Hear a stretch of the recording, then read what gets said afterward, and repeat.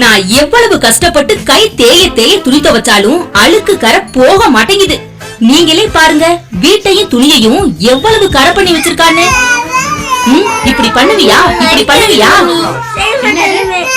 ஏ குழந்தைய போட்டு இப்படி அடிக்கிற? பின்ன என்னதான் பண்றது?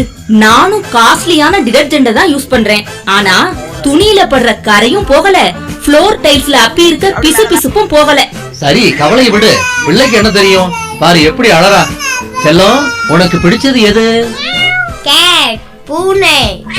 அப்போ அந்த பூனை கம்பெனியின் தயாரிப்புகளை யூஸ் பண்ணியே கரைகளை போக்கிடுவோம். என்ன சொல்றீங்க? பூனை வாஷிங் பவுடர், பூனை வாஷிங் சோப், பூனை ஃப்ளோர் கிளீனர் யூஸ் பண்ணி பாரு.